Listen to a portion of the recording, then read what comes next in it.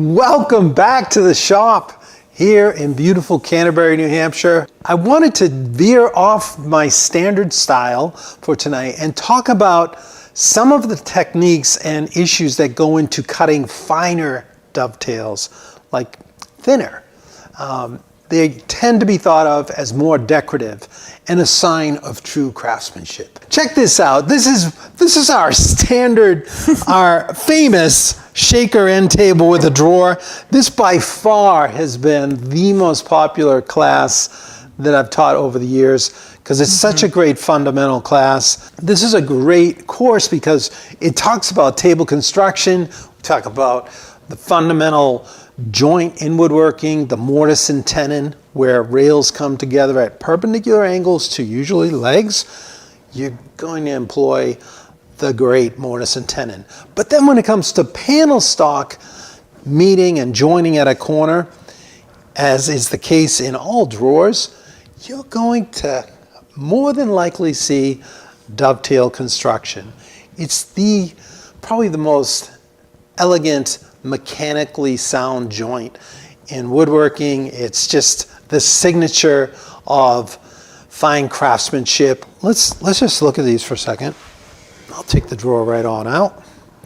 And by the way, if you love this table, we have the course on our website. So you can check it out. It's in video form. You can go at your leisure, and you can either, if you're interested, you can either get the course or you can move to the neighborhood where it comes as part of that. So here we go. Here's our classic dovetails. I love this style, and what I've got here is the pretty typical dovetail that I cut on a lot of the drawers I make. So these dark areas are called the pins, and these lighter colored areas here are called the tails. Now, if I flip it up this way, I don't know if it makes any difference, but that flare in the white, think of a dove's tail. It has that flare, and that's where the name comes from. But the pins are the darker end grain of the other right angle interlocking surface that comes in. So with drawers, I'm usually cutting the tails first into the drawer sides and then transferring the shape with a knife into the end grain of the drawer front and then cutting them and fitting them by hand. You can see a slight oversaw there. If you look inside the drawer, this is classic telltale of period furniture. You'll very often see overcuts with the handsaw. And that's your fingerprints. You know, that's the indication that this was truly hand-sawn, handmade. Why not leave it there for your grandchildren and great-grandchildren to enjoy and reminisce about what a slob their great-grandfather must have been. All right. No, it's part of the charm. So these pins right down here are 3/8 across, all right? And there's mine as well. Now, these pins are often determined by the chisel that you have available. Now, you know, most sets, when you buy them, they come with a 1/4 inch, a 3/8 inch, a 1/2 inch, and then 5/8, 3/4, and 1 inch. Somewhere around there. Excuse me. But I didn't want to use a 1/4 inch, felt a little small. A 3/8 of an inch would be too big.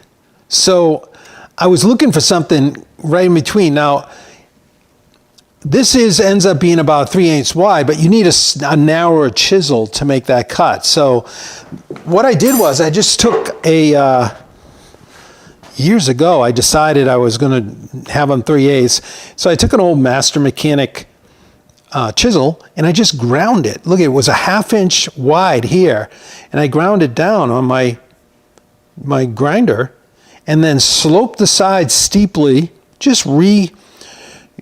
just changed the geometry of it, but made it into a really nice dovetail chisel. So the only time I use this chisel is when I'm going to chop out between the tails on this white material. Now, that's all well and good, but wouldn't it what about if we want to be finer? We want to make some finer dovetails. Something like this. Ooh. This is the same dimension sock. Everything's the same. It's just those dovetails are cut with a 1/4 inch chisel and the same line. And so look at how different it is. You've got, here, I'm going to point again. I'll leave. Felt like you were I'm leaving. right here. I know. It's like, oh no, she's backing up again. It's a 1/16 of an inch right about here, a little less, just touch under, and then it's a 1/4 inch across here on the pins this time. Okay, now that looks nice. It has kind of a clean look, maybe a little busy, maybe a few too many for your liking. So what I want to do is cut this again, but I'm going to use this style, this finer dovetail, these finer pins. That's what's usually meant by finer dovetails, are the pins are thinner like that, okay? So we're going to use a 1/4 inch chisel or slightly narrower. If you want to go even finer than that, you're probably going to have to grind a 1/4 inch chisel, and they get really thin. So this is quite fragile. If I pop this apart, let's do that.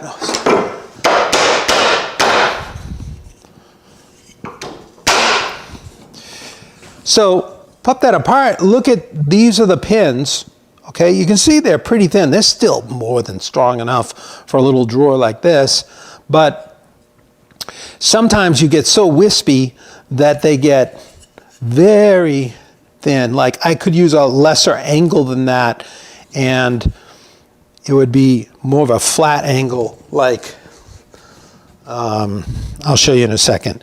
But anyway, that's what we want to shoot for, is that kind of joint. And so we're going to go ahead and lay it out, but we're going to lay it out in the same manner as our original drawer, so we can do a direct comparison and see how we like it. Who knows? Maybe I'll change my game. And from this point on, all my dovetails are going to be a little finer, all right? But this is a good, it's nice to start a little heavier because it's not quite as exacting, and it's nicer to learn the fundamentals of cutting dovetails. So let's set this aside for now. And we're going to get laying out some dovetails. To start out with all dovetails, you got to set your depths cutting, and for that we use a marking gauge. And this marking gauge has a little sharp knife edge on it, and it's flat on the outside. It's beveled facing the fence. That way, when I come out here and I hold the fence against the end and I pull across, I score a beautiful crisp line that's 90 degrees on the outside. And on the waist side, this inside, it's got a slight little bevel. Now I'm going to have to turn my back a little bit to you so I can do this properly. I'm going to hold the block and pull toward me. Now, this is not the only kind of marking gauge. There are round ones, and they work fine. And then I don't have one of those, but they work just fine. They have like a round cutting wheel right on the end, which is handy in some cases because this one has that chunk of wood beyond the knife cut. And every now and then, you don't want that as long. In fact, I cut this one off for a certain case where I was dealing with that. All right, so once we've got that depth all around, now we're going to set the depth in our drawer front. So let's decide what we want to be the front here. This will be the front. I'm going to just make a scribble right there. And so with that being the front, and this is going to be, we'll make this the side here. Actually, I'm going to mark around this end too. Make a little cleaner. This side looks better. Couple little scores. You don't need more than that. You don't want to overdo the cut. And you know, it's kind of like a mark of craftsmanship too, to see that cut line later on. All right, so this will be coming into the side this way. So this is going to be the end that I'm going to make join in here. So for this, you can see this is going to overlap that thickness, which is right about 1/2 inch. Okay, so this is the inside of my drawer. We're gonna reference off the inside. Let's set it in the vise. That happy little vise. And we're gonna put our fence on the inside and score right across. Okay, that sets the length. And then we have to make a second cut on the inside to mark the thickness and how far that drawer side is going to pop in. Okay, perfect. All right, so now we can set this aside, and we're just going to work on laying out our dovetails and cut the tails first on the drawer side, then we'll transfer and get our marks over there. All right, so let's talk about the angle that we're going to lay out here, because they vary a lot. As I showed you on our drawer side here, that angle of the dovetail is subjective. You can make it whatever you want. If you get a dovetail marking gauge, a dovetail gauge, it usually comes with set slopes. Two options typically. This one has a 1.5 option and a 1.8. So the 1.5 is the steeper one on this side, just telling you the slope, and the 1.8 is the more shallow angle here. Now, I'm going to show you that you don't need one of these. You can make it easily yourself. All it is it's telling you the slope, like the rise and the run. So if I just get a pencil here, and look, I'll come over 1 inch. Okay, we're just going to come over 1 inch and mark it right there. This, by the way, you asked me, this hook rule is a woodpecker's rule. It is pretty handy, man. I love that feature. There's no more like fussing around trying to get this aligned. You just go boom, and then mark it 1 inch. Now I'm going to come up 5.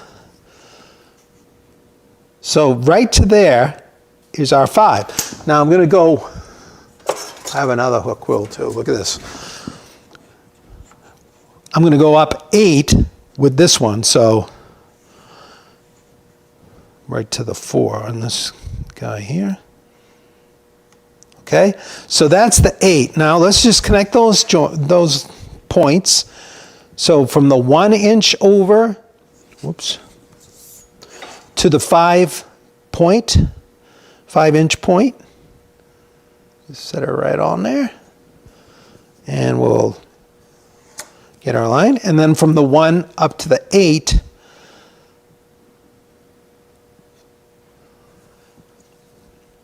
now I don't know where it happened, but somehow these longer or more shallow angles are thought to be better in hardwood or more appropriate. It really doesn't matter.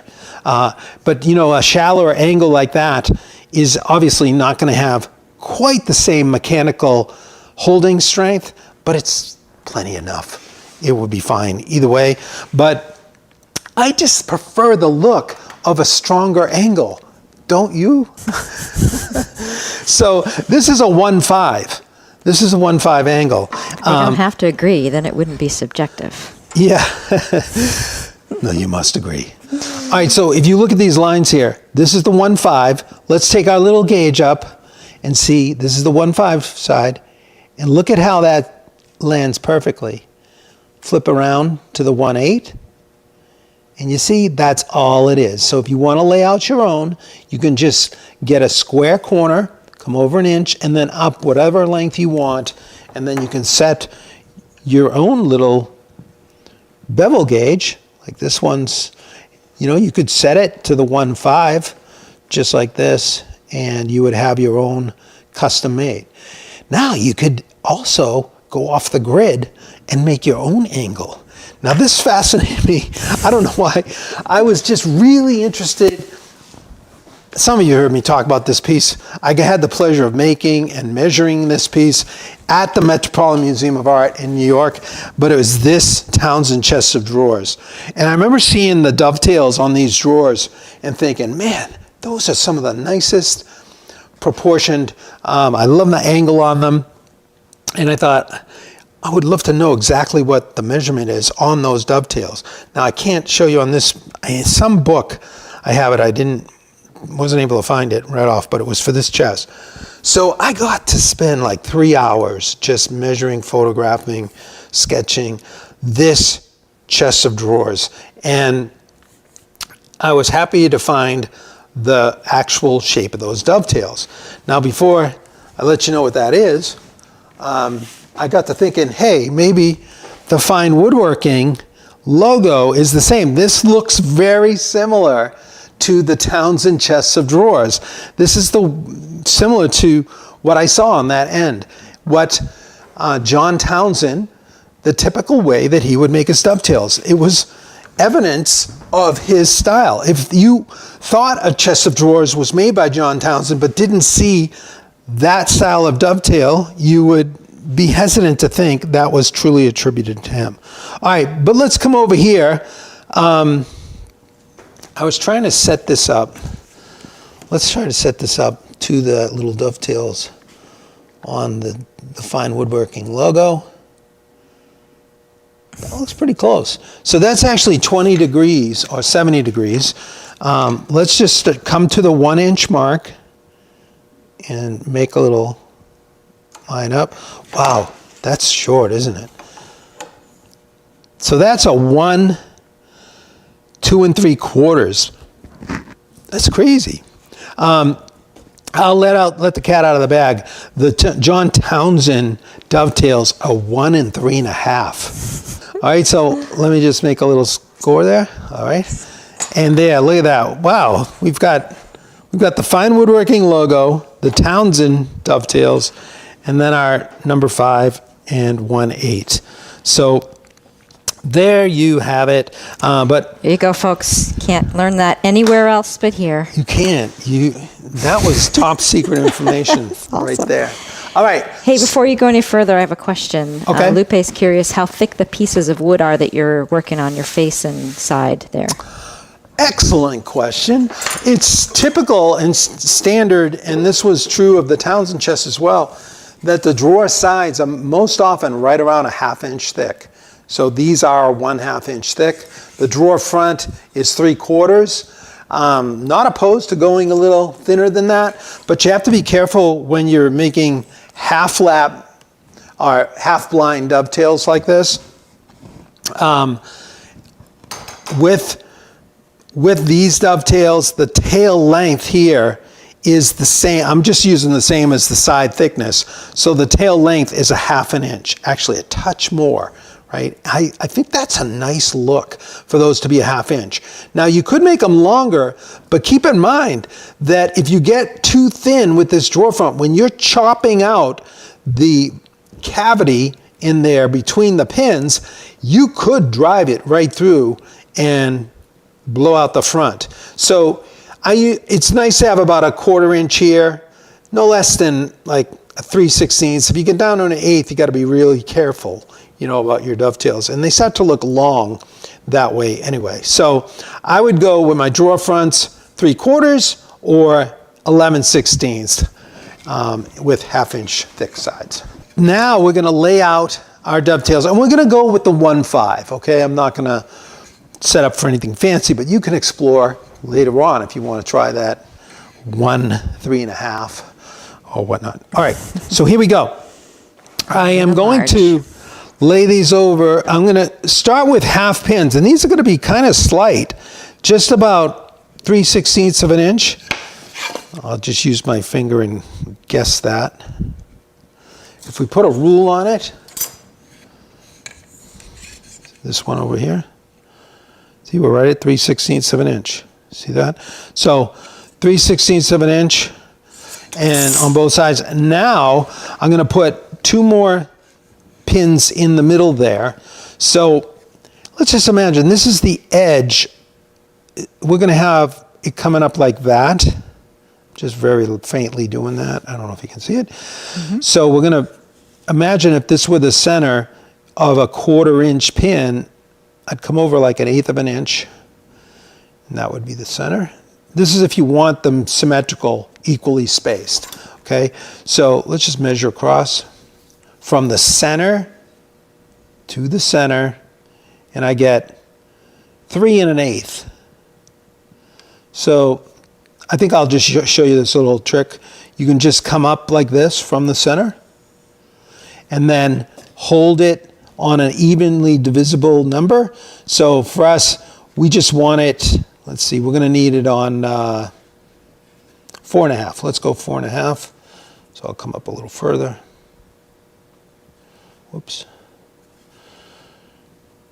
And I'm going right. See, I've got the 4 1/2 right on that center, and then right on this line. That's the center of this other one pulled all the way up. So now I'll just mark every 1.5 inches with a point. And that's going to show me the centers of those other 2 dovetails. I could also take some dividers and walk it off. That works nicely too. But when I'm doing a large chest of drawers, I just find this to be a little faster. But maybe. So here's the other one.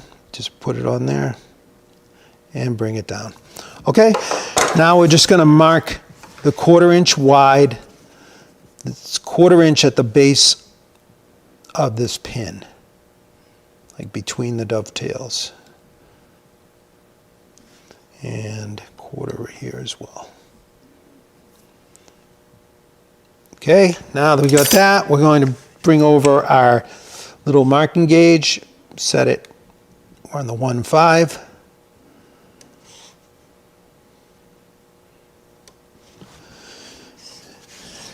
Let's get this one down here. Now we'll flip around.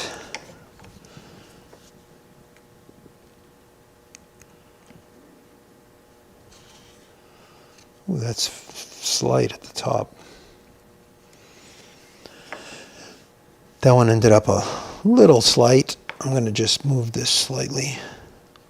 See, I got to leave enough room up there to get my marking knife in there. You'll see that in a second. That's one of the challenges of making fine dovetails, is how tight your tolerances are. Okay, that's better. And then we'll get the last one over here.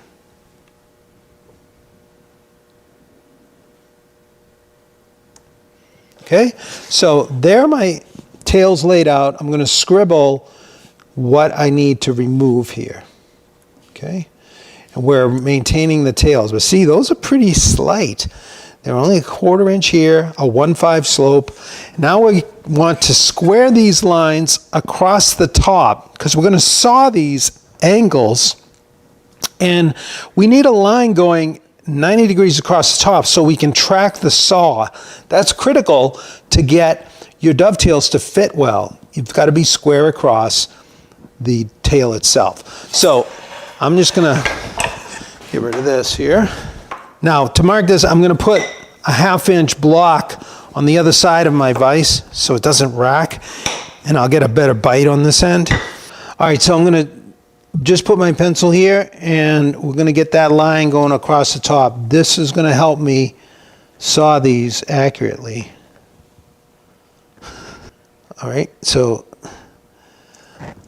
let's get the same thing here. All right, that's that. Nice, huh? We're just about, we want to be a skinny 16th, right, across the top there. All right, so now I'm going to get my dovetail saw, and we're going to cut these angles. So see, this finer cut, that requires a little more precision. So you want to start a little thicker than these.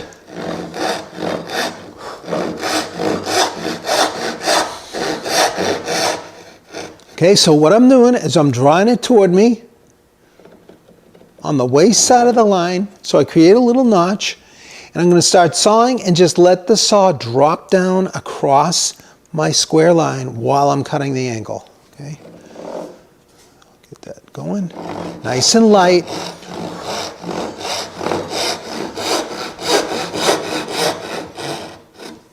And I keep going the same angle right on across for consistency. Gets me a little.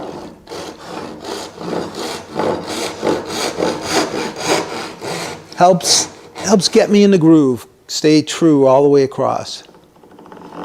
Okay, now this, I've got a little wire edge there I gotta get this started on and get into this cut.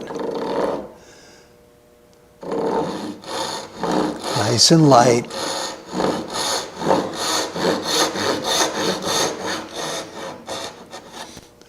And again.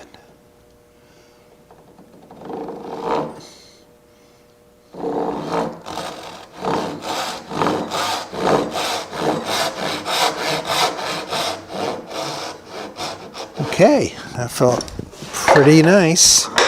I'm using white pine too, so that's a joy to cut. Now, you can see we've got our cuts. Now I'm gonna go ahead while I'm in this position here and go ahead and make my square cut on the end. Now when you're doing drawer sides, the nice thing is you can do two at once here. Helps you get a little more accuracy cutting across, because you're cutting an inch across rather than just a half, where the saw can waver a little more the narrower it is. So here I'm going to set it up on the waist side of that knife line. Just bring it back and very lightly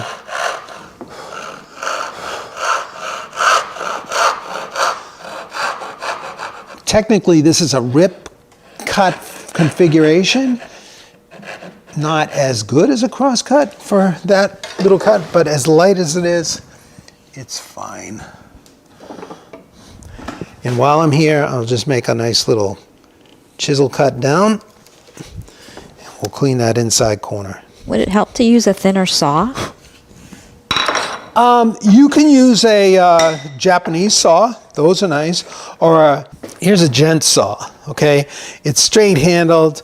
I tried it a few times a while back and I just don't use it much, but look how fine the teeth are. It's a very thin blade here, okay?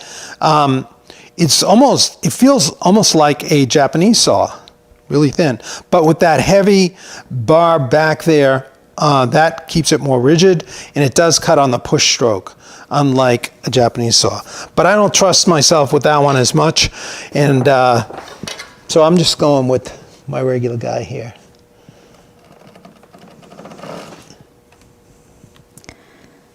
I have the question of your favorite chisel, best dovetail chisel. Is that going to be the PMV? You know, yeah, I mean, I do like the PV. The PM V11s. They're really nice steel. I mean, Veritas. The way they hold the edge, they're not cheap though. But you know, my first set of chisels were these Marples, plastic handle. I got 6 of them for $50. A lot of, just a reminder, a lot of links that we commonly get asked about are listed on a page at our website called epicwoodworking.com/resources. So here's our dovetails. Now we've already cleaned up the 2 half ends where we're going to have our half pins, and now we've got to clean out those 1/4 inch in the middle there. So for that, I'm going to lay it on the bench, just hold it down with that, loud noise, and we'll chop these dovetails out. Now this is a marbles that I ground slightly narrower than a 1/4. I have another marbles that I ground even narrower to like 1/8 to 3/16 that I could use if I wanted to go even, you know, if one of these ends up being closer. So I'm going to just step away from the knife line to make my first cut. Same over here. Step away from the knife line. Okay, now I'll go right in the knife line, feel it seat, and just going halfway. Don't kill it. Don't want to go through the other side. Not yet. Now I'm going to flip it over, and same thing from the other side. Why not saw out the waste? It's hard to get a saw in there. You can do some preliminary sawing, but with these little wedges like this, I'm just going to go with the chiseling. You've got to get whatever saw you want in that entry point, which is less than 1/16. So that's one of the challenges that thin dovetails create. It's this narrow space between the tails. Steve is suggesting a fret saw. He uses a fret saw. Yeah, you can use a fret saw, but this will come out quite easily. Have you ever used any of a Japanese dovetail chisel? No, I don't have a Japanese dovetail chisel. I've seen Japanese chisels in general, but I have not. A dovetail chisel is typically, it's just nicely sloped on the end, so that operation I just did, you don't bruise the sides of between the tails. All right, so I'm gonna push those pieces down because they kind of get locked in there, and then push them through, okay? I don't think you have any Rob Kosman saws. Have you ever tried any of those? Do you have any opinion? No, I haven't tried his saws. I'm sure they're nice. We did do an episode not long ago where we talked about saws, dovetail saws and crosscut saws, and so if you're interested in that, you can check out that. I'm just doing a final little cleanup between there, making sure all the material is out of the edge. Now, see how close that is? That's like less than a 1/16 right there. I've got a mark between those with a marking knife. Now, I still want to clean out a little under there, so I'm going to use, this is my homemade knife. It's actually made from a bandsaw blade that was pretty wide. And you could use a 1-inch blade or whatever, but the stock is quite thin. It's like a 32nd of an inch thick. And I just cut it angles and then ground it with a bevel on this side and this side here. And then I just took a piece of stock, just a piece of wood, and cut a groove in it so it could go on the back, and it gives me a nice handle. This is going to be the secret weapon for marking finer dovetails. One of the problems you have with typical marking knives like this one is it's way too thick to get in there. I can't fit it to make my knife marks. So I needed to make something thinner like this, and this will go right in there. So I'm going to use this actually to help clean that little bit of material at the very bottom. You want to clean those so they're nice and crisp all the way to the bottom, and that will complete this side of the joint. I'm just going to come in here, get that last bit.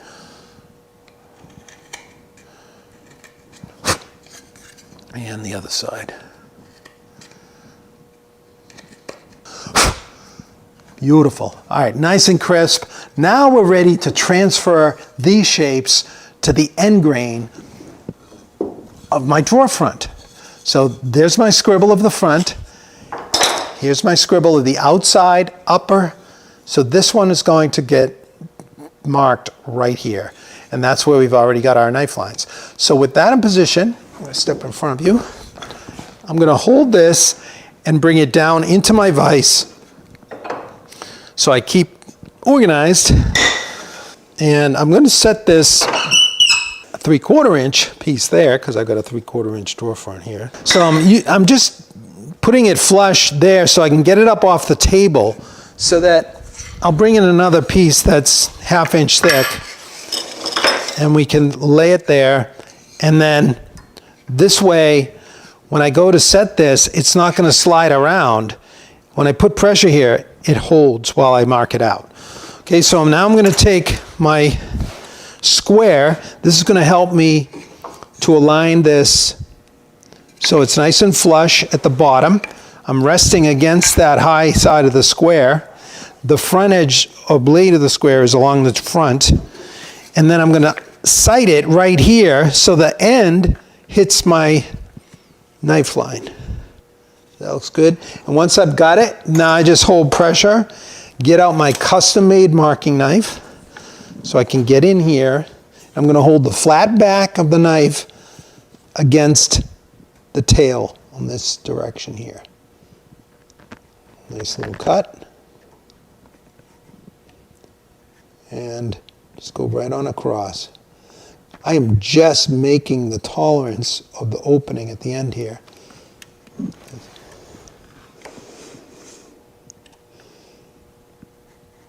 Okay, now I can flip it around. I'm going to hold it right against the tail, making sure I'm against the tail and I'm marking it accurate. I'm just letting the tail be the guide because I want to perfectly scribe around this. The key to really good joinery most often is marking it out accurately. Then you just want to cut to that knife line. And what could go wrong? Okay, there we go. Hopefully I marked every one. They look good. Now I'm going to scribble right away on the waste material so I don't get confused, because now I'm cutting like the negative space that I just did. So it's the opposite. Easy to get confused, so you always want to mark that out. Okay, while I'm here, I'm just going to make... Where did you find a blade that big? You know, it was just some extra... I forget where that came from. I think someone was throwing it away somewhere I was, and I thought, oh, now I've got this all marked out. Now I'm going to take it on out. I just have to saw and clean out that waste area, and everything should fit fine. Some people like to put it in the vise and saw it up. I like to sit down. What does that tell you about me? Oh no. So I'm going to bring it. And let's knock this down. Okay, and again, it's helpful to give yourself a little guideline of squareness. So I'm going to square these lines back as well, you see. So when we make these cuts, this is the complementary surface that we cut with our tails square across on the last piece. So...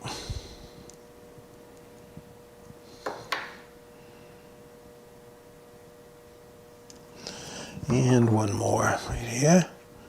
And we're going to, again, get our dovetail saw out. So here's our waist.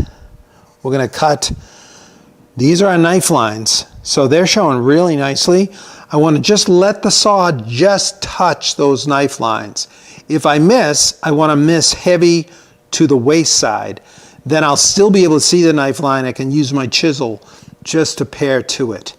Okay, so it's up to you. At first you might want to saw off it and then chisel to it, but I like to try to get it in one shot if possible. Saves a little time. All right, so here we go. Just drag it to us. Now this one's critical because this is the actual fit. Bring it right to you here. Nice and light. Goes nice and square back. All right, I'm slightly off this knife line, but that's fine. I'm on the waist side, okay? Go just a touch more.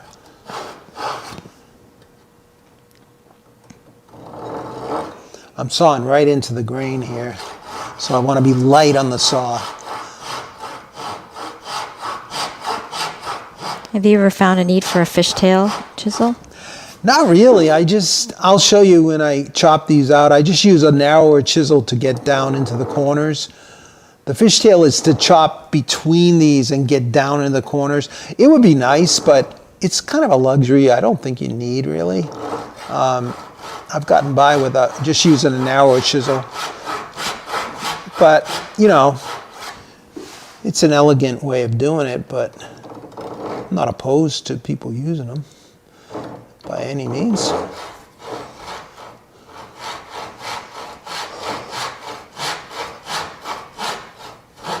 Now, you see how I'm sawing beyond the line? That's that feature that I showed you earlier where the saw cuts were beyond. That's going to show your humanness and your artistry.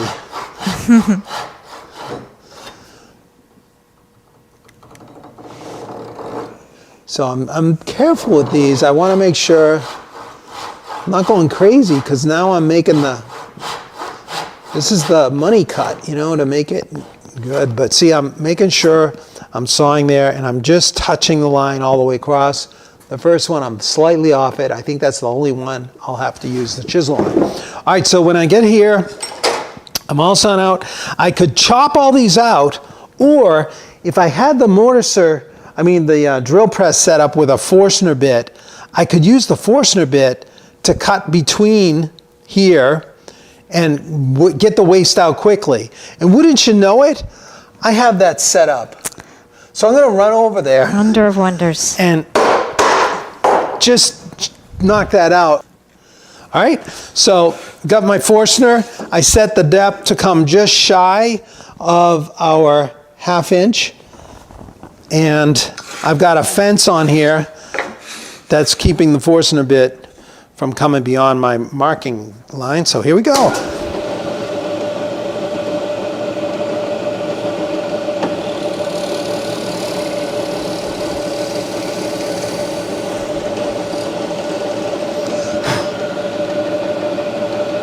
See if I can get this one.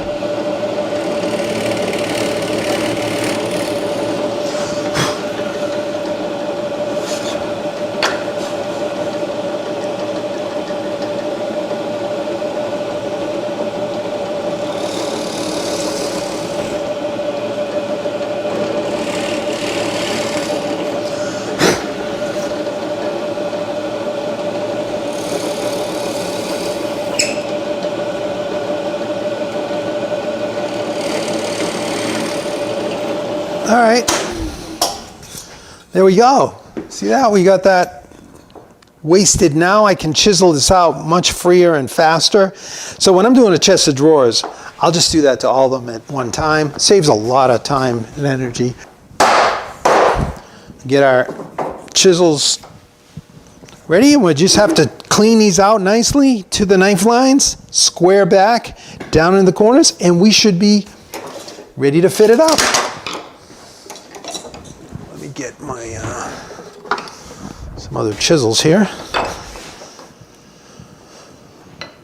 Let's see, 3/4 inch actually will go nicely, I think. Oh man, it's just right. I don't have much room for error. So I'm going to go to the knife line and then come away from it just a little bit for the first cut.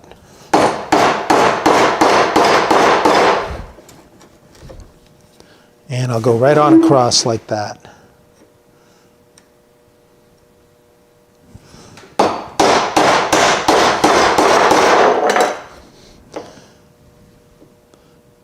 Are you controlling the sound?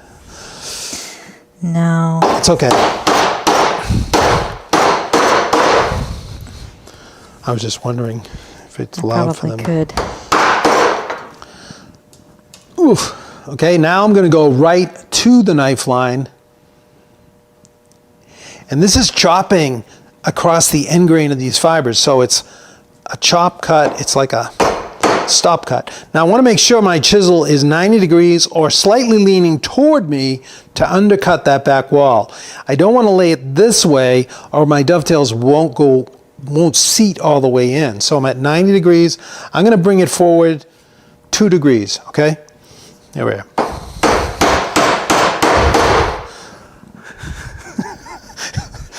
Just kidding. Who knows? It might have been, but I can feel it. No one questions these details I can feel anymore, 90. Huh? Now I'm going to go. We're right with you. I'm going to go 1.5 this time.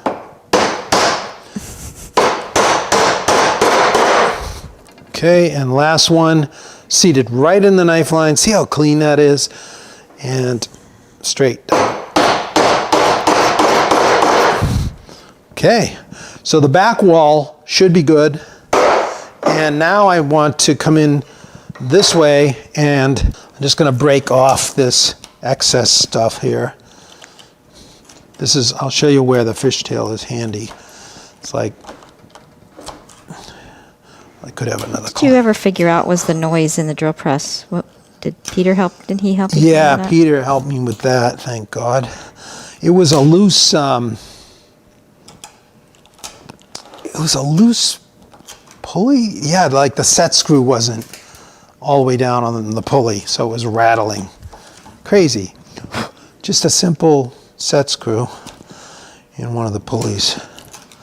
Okay, so see, when you make that long saw cut, you don't get down in that corner. So here's where this flared fishtail chisel could help, but you know what? You can just use a 1/4 inch chisel like this, and I just hold it at an angle, and I'll drive it down into the corner a bit. Just like that. See? Not bad, right? Now we'll come back the other way.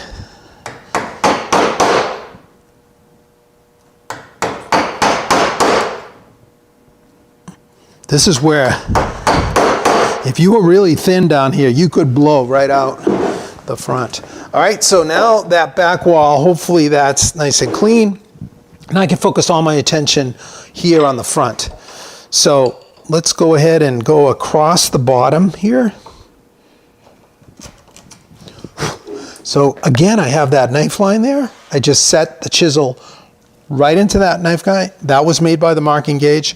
And I want to hold this parallel with the piece or slightly undercut it. Because again, if I have this rising, that dovetail is not going to seat in that socket. Sometimes the grain is diving and it goes down. I try usually to pick straight grain material for these so I don't fight with the dovetails in these. This one's not bad. I wasn't really even thinking about it because this is just a demo piece. And let's get it into that knife line.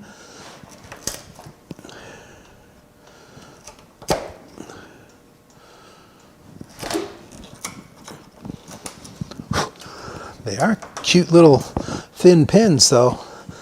Not used to them being that small, but really no difference in, except for the thinness of the marking knife, you know. So otherwise it's the same. Usually I have another clamp on this, but given that it's from small, I'm gonna get by like this. Okay, so there's the floors are pretty good. Now I just have to go down and clean along the side of the pins where I may have sawn a little far away from them. So let's get the 1/2 inch chisel here. So this first one, see I left that knife line there. All right, so here we go. I'm gonna push straight in. Whoops. See, I almost pried out. This is where that thing is a little delicate. I almost broke it. But that's one thing you got to be really careful of. Why I don't like those half pins being too faint. If you do crack it, you can just push open the joint and put some glue in there and throw a clamp on it, and you'll be back in business. Okay. So Gerald is saying, I noticed Tom is starting his dovetail cuts with a pull stroke. I've always seen that you start with a push stroke. What do you consider an advantage to the pull stroke? The pull stroke, Gerald, sets a groove. When you're cutting on the push stroke, this is, when I was making this cut here, I was going into end grain. So you have to establish a groove or else the saw will want to jump. And you really don't have control. So by drawing it toward you, without any stress on the teeth, you're going against the angle of them, you create a slight little groove, and then when you have the groove established, you can move to the push stroke, and it will stay right where you want it. I'm going to sight here. I can see no material rising, so that's good. And then I look at it this way. I want to make sure the back wall is 90 or better. And those all look pretty good. They look right about 90 to me. You can always check it with a square. I think that's going to be fine.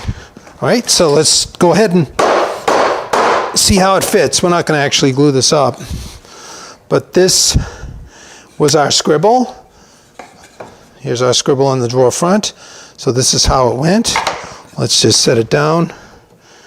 See if it goes in there. Okay, nice fit. Nice little press fit in there. And there you have it. Nice dovetails. Let's put a little water on there. There you have it. A nice little dovetail right there. Finer. So let's put it next to the drawer side of the original. And look at that. Isn't that interesting? It's the exact same proportions, everything but the pins. And isn't it a little, doesn't it give you a more refined, cleaner look? It looks a little like a more professional craftsman did it than the first one. But I can lay claim to both of these. So, but this is a good way to start with a little heavier material. But then when you get the technique down and you're not prying on things, you can execute even finer like that. But the key is that entry point between the tails out here, that it's like a 1/16 of an inch. That's the way the Townsend ones were. They were 1/16 here, and then out at this end, they were between 5/16 and 3/8 wide. So that was the slope of the Townsend joint, and they were 1/2 inch long, just like these, okay? So I just gave away all those secrets. All right, now let's put this down for a second, and let's look at, to wrap it up here, that one that I showed you at the beginning. So I put, for kicks, I put 4 pins. That seems a little busy, but boy, it's pretty sweet looking, isn't it? I think I might start just going with this. I like it more. So you could have the 3 or the 2. Typically, you're only going to have that many. This is a little busy for a drawer of this size.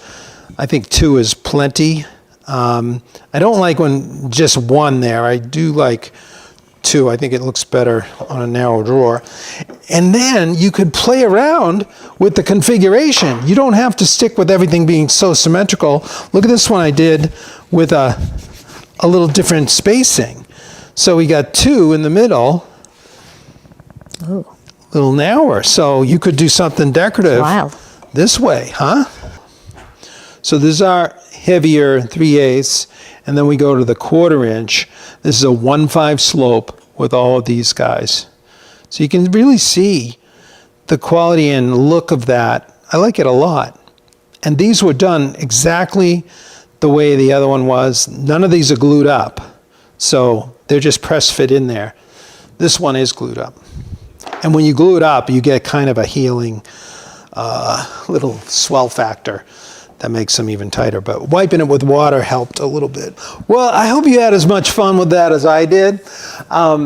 Remember that if you want to go deeper with us, you can head on over to epicwoodworking.com, at least get on the mailing list so you can hear when we have new things coming out. And of course, if you enjoy this content, please consider subscribing and sharing and letting your friends know. It's all good all around. Thank you all so much once again for hanging out and spending some time with us in the shop.